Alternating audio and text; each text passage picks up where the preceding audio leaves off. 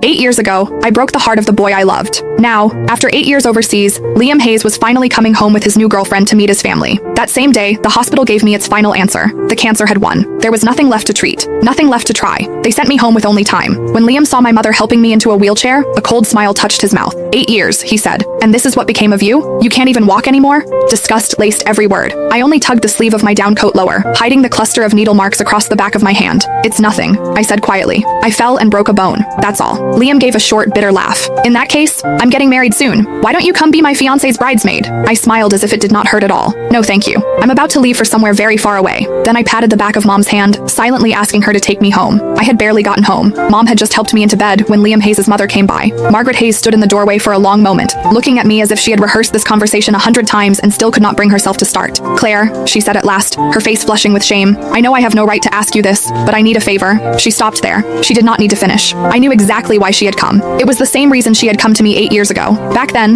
the moment Margaret found out I had cancer, she rushed into my hospital room in almost the same state she was in now. I had not even had time to process the diagnosis. I was terrified, crying so hard I could barely breathe when she dropped to her knees in front of me. Claire, I'm begging you. Please don't drag Liam down with you. He's just been accepted into a program overseas. If he finds out you have cancer, he'll never agree to leave. You and Liam have known each other your whole lives. You've loved each other for so many years. So please, for my sake, let him go. Break up with him. I've arranged everything. I found a boy to help. All you have to do is pretend to kiss him downstairs. Let Liam see it. Make him believe you betrayed him. Then break up with him. That's all. Because of those words, the first thing I did after being diagnosed was not schedule more tests or begin treatment. Instead, I put on the coldest face I could manage, pretended to cheat, forced Liam to hate me, and drove him out of the country without mercy. Sure enough, a second later, Margaret looked at me with guilt in her eyes. Claire, please don't blame me. I had no choice. Liam's girlfriend now was his classmate overseas throughout graduate school and his doctoral program. They're perfect for each other. I really don't want to ruin such a good marriage. You know Liam, he adored you when you were kids. If he finds out the truth about what happened back then, I'm afraid, her voice shook. I'm afraid he'll throw everything away again. So could you stay away from him for a while?